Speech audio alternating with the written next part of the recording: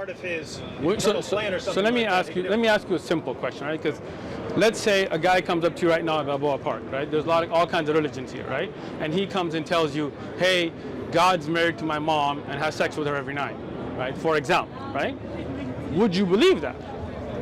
You want the answer? Yeah, go ahead. My answer would be this, and I think this is something that we should have been discussing already. Excellent. We believe that we don't know anything about God apart from God's own voluntary revelation of himself. Excellent. So we are all beholden to him, right? Okay. We are dependent on him for life and breath as well as anything we know about him. Right? And anything we know about him that's true is what he's told us. Anything we think we know independently of that is not something we can know to be true. Now, so what I'm getting at is, in the Bible, God revealed himself through the prophets and prepared the world for just what happened in the incarnation. Okay. When it says in Galatians 4, for example, that in the fullness of time God sent forth his Son, born of a woman, made under the law, so that he might redeem those who were under the law, right? This is the point of the incarnation. When he says that, this happened in the fullness of time, he's saying that this is the outworking, the culmination, the fulfillment of what had been revealed through the prophets in long ages past. Among those passages that teach that, you have, for example, and I know you've heard some of these, Isaiah 9:6, that he would be the mighty God. Jeremiah 23:6 said that the child that would be born would be Jehovah our righteousness. Malachi 5:2 says that he would be the one whose origins are eternal, right? He has no beginning, no end. He's from of old. So those are the sorts of things that, for me, are necessary in order to adopt this belief, so that when he fulfills these things, I say, okay, that's the one who was announced. This guy popping up out of the middle of nowhere is not showing up in the fullness of time. Okay. He's not fulfilling prior prophecy. Okay. He's not doing the sorts of things that the Old Testament shows God could do. God appeared to Abraham in Genesis 18. God appeared to Moses in Exodus 3, to numerous prophets. In the Christian view, those things were not only not impossible for God, he revealed that these were possibilities and that they would be a future actuality when Jesus became flesh. So, Anthony, with all due respect, that was just preacher mode, right? The question again is about that possibility. So if somebody comes and tells you that, right, other than saying that it's not in the Bible, right, which obviously is not because this is post-Bible, would you say conceptually that makes sense, that God comes, got married to his mom, and hits it every night? In principle, I've already answered you saying that the incarnation happened. Okay. God became flesh in the womb of Mary and was born of her. So you're and saying fulfilled the prophetic scriptures. Okay. You're asking me if some guy popped up out of the blue. Yes. I think it would be a natural reaction to that sort of thing if you don't have word from God, century after century, preparing the world for this very event. Gotcha. So when it happens, and then that man, on top of everything else, lives a perfect life. So again, you're avoiding the question. That's not, I'm not avoiding the question. This is the logic of Christianity. This is how that's the problem. Well, you think it's a problem, but you've yet to demonstrate it. You beg the question, but you haven't answered it. Look, it's a very simple question, bro. And you're going all around it, right? The thing is, you know, and I know, that, and David knows as well. Jedi mind trick now? No, you don't see me here, right? So, you know, and let's be honest, right? Let's be honest. Let's be honest, right? If some dude walks up right now and tells you that, you're going to be like, you don't know what you're talking about, right? You're going to tell him God doesn't come and get married to your mom. You're just making this stuff up, right? This is something that is not in scripture. You would go into your whole thing, but you would not believe that because you know that's not the nature of God to be getting a wife here and a wife there and having kids here and half there. God is above all of that, right? You're just imputing beliefs to me, though. You're just imputing can I add a possible example real quick? Because I think, well, let me give you an example.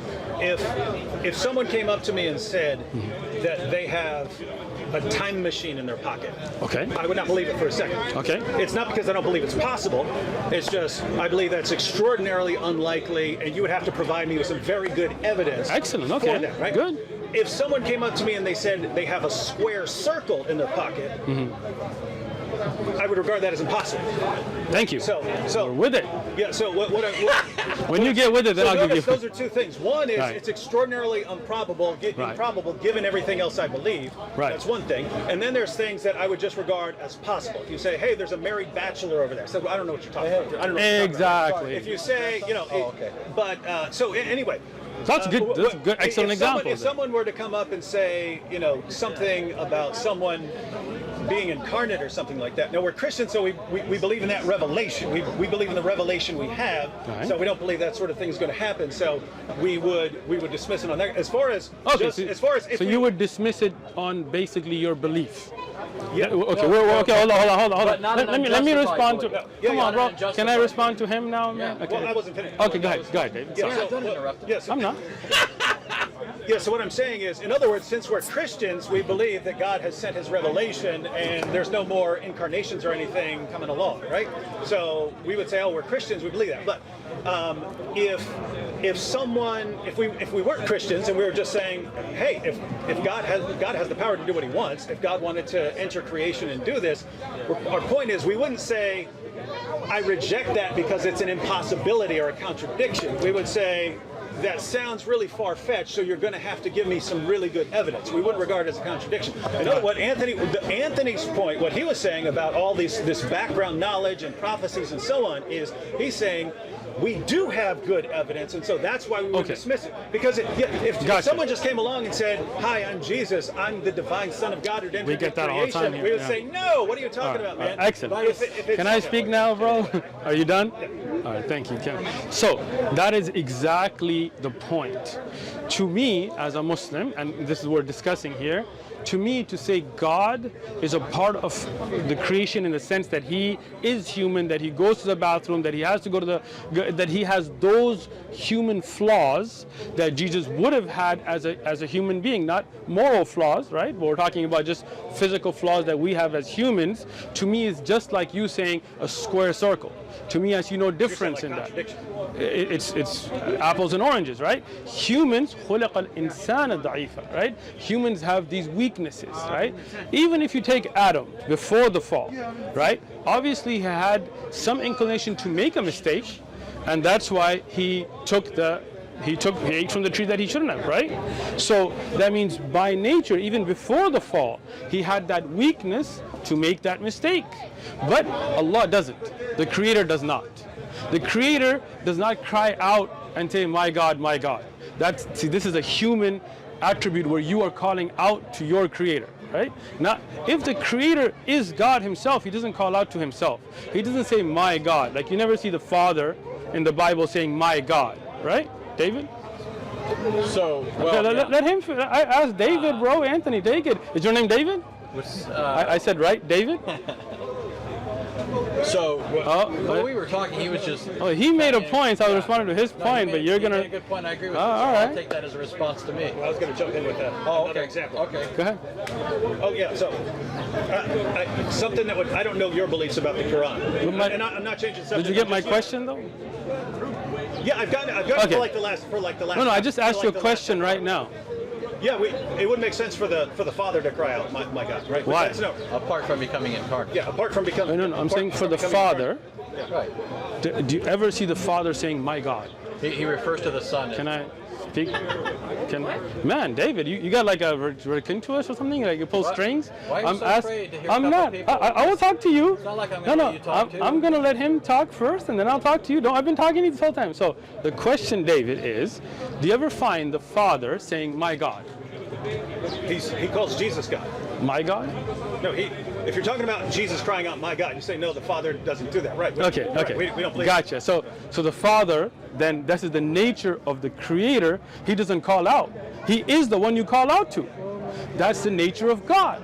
And the nature of humans is we have weaknesses, so we call out to our Creator. Right? This is the exact point you're missing. Right? Humans have those shortcomings, those needs, those necessities that the Creator doesn't. So the Creator doesn't call out and says, my God, why have you forsaken me? But a human would. Yeah, and so this, yeah, I was know, human. Yeah, and so.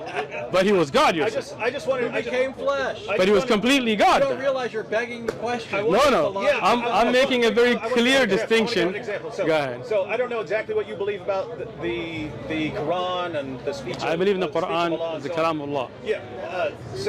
But lots of Muslims tell me that Allah's speech is eternal, co-eternal with Allah. Sure. And this isn't. I'm not changing the subject here. This is an example. This is an example of what we're talking about. I'm listening. So, if the Quran is Allah's eternal speech, then if you were to say, hey, does it make sense does the Quran have a beginning? Something like that. I would say, no, if it's eternal, then it has no beginning. You're right.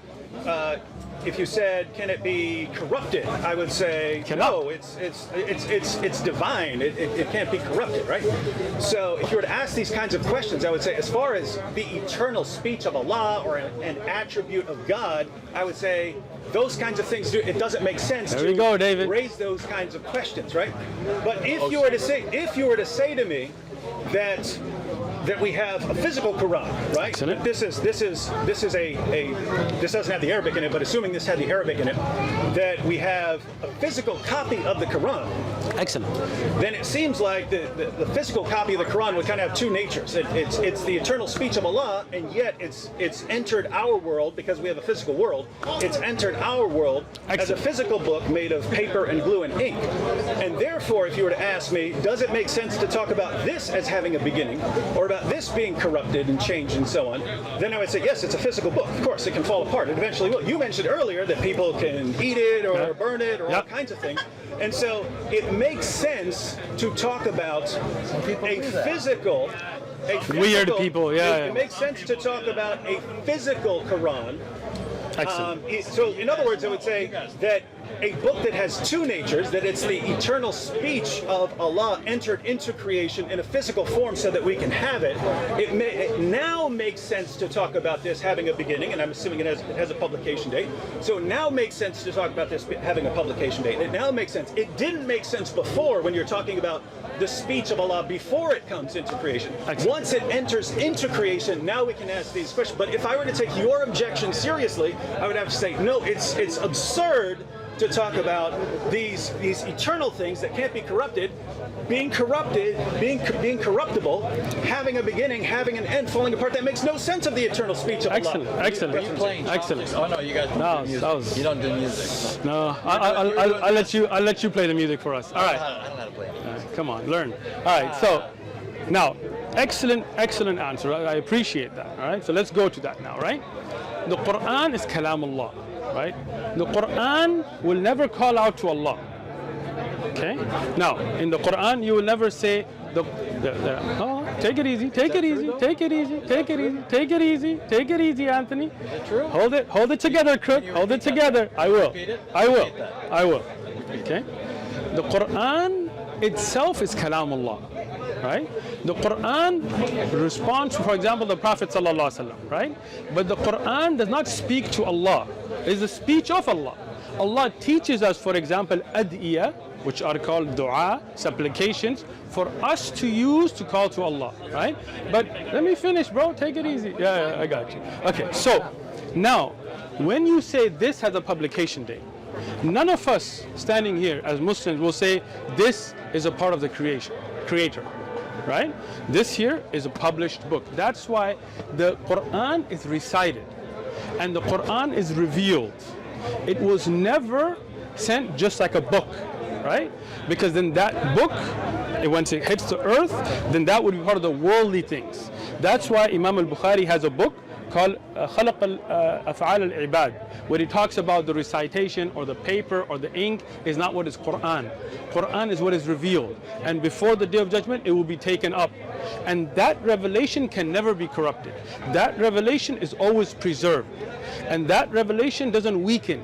Do you understand what I'm saying? Now, when you talk about Jesus now, on the other hand, when you say that he came and he became human, but then at the same breath you say that he's always one, God is not divisible. So you're saying then that is God himself, even though he's human, and even though he is God, the Father and him are the same thing, but he's saying, oh my God, why have you forsaken me? That makes absolutely no sense.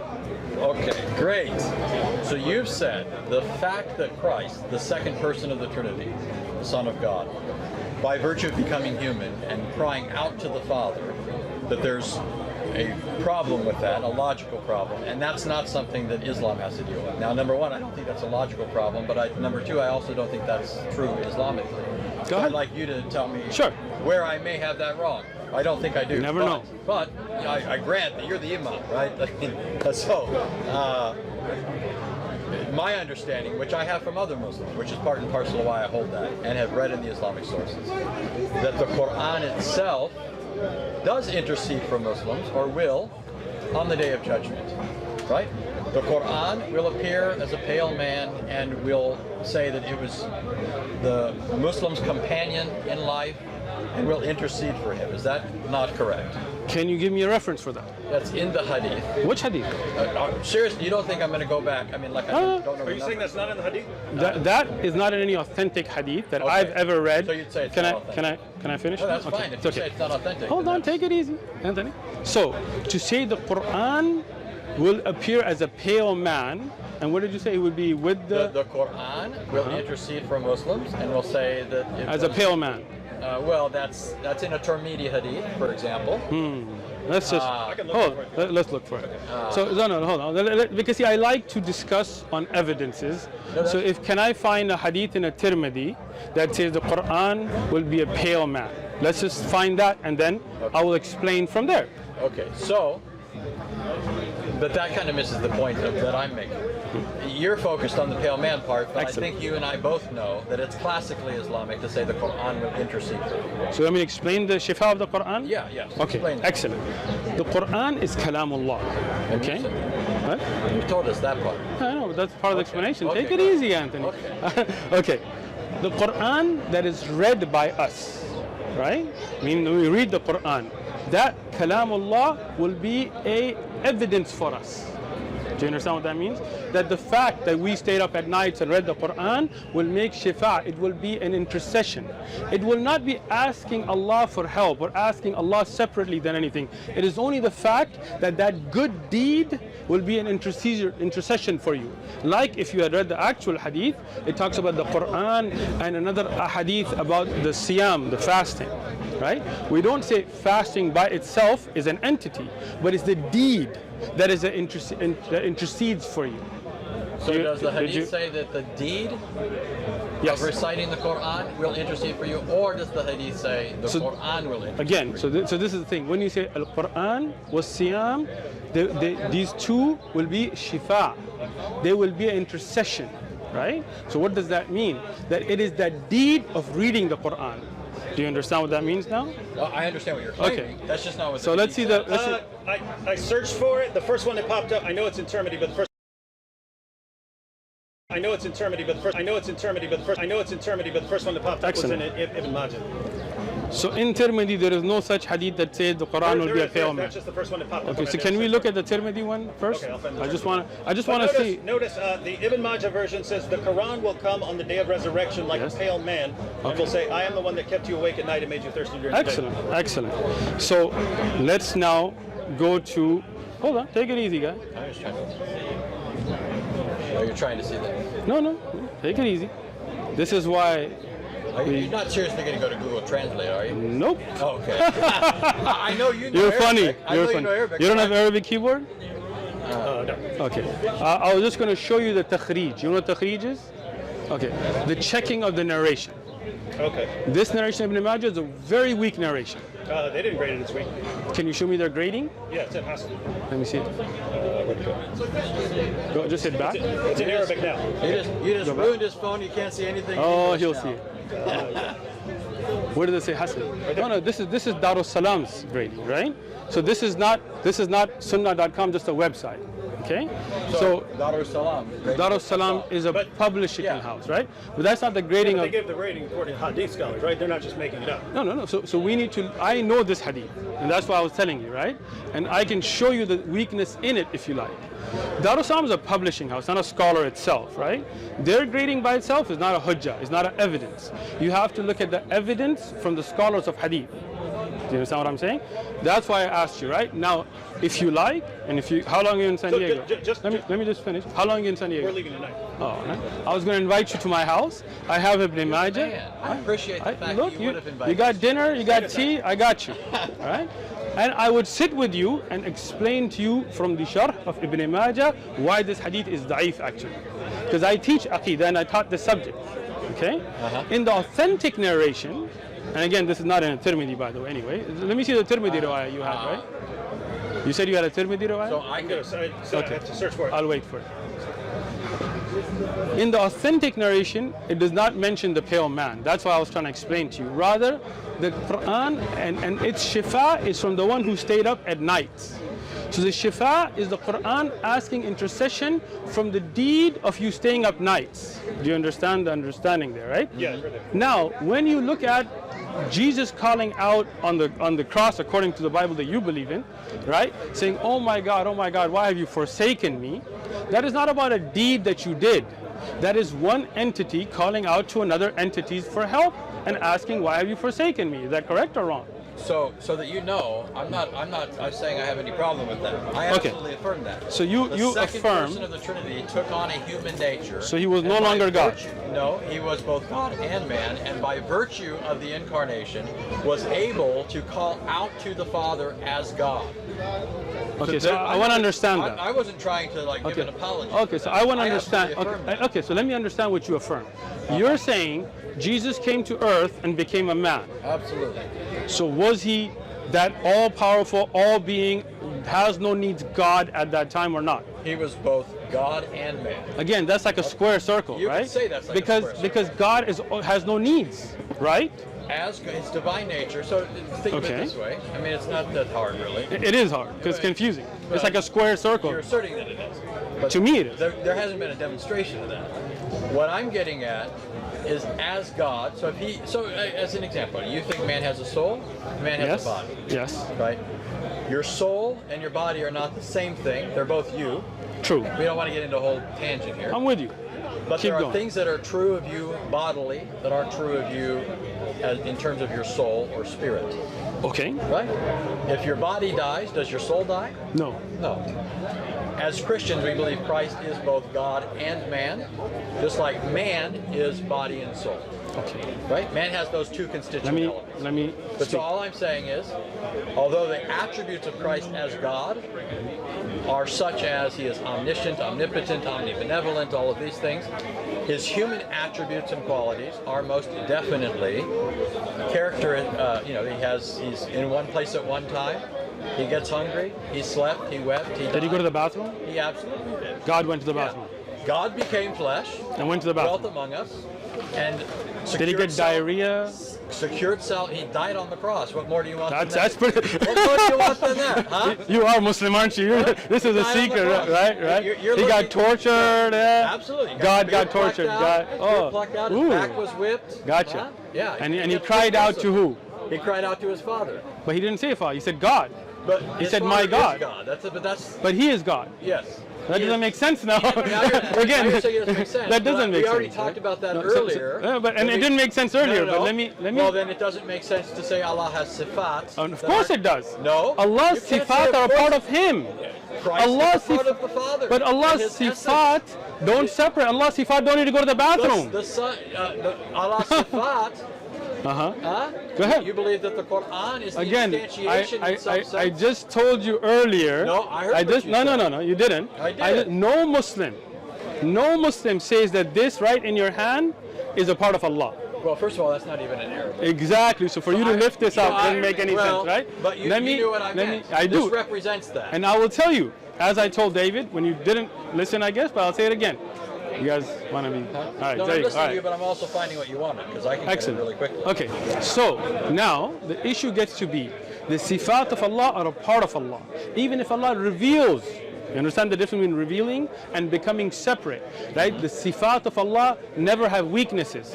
You can burn the written copy because that's not the Quran. The Quran is what is recited. It cannot be corrupted. Somebody can make a mistake in their reading, but their reading is not the sifat of Allah. Now Jesus saying my God Jesus' is human nature is not part of his divine essence. okay. So that's Christ- that's the confusing part here because you're saying that the soul is a part of me. Without the soul, I can't exist. Right? Right? That you so are your soul. you are. are your Thank you. soul. So if you are your soul, and then Jesus is his soul, and you're saying that's God. So for God to be now saying my God makes that doesn't make sense. No. But you misunderstood me. Okay. Christ has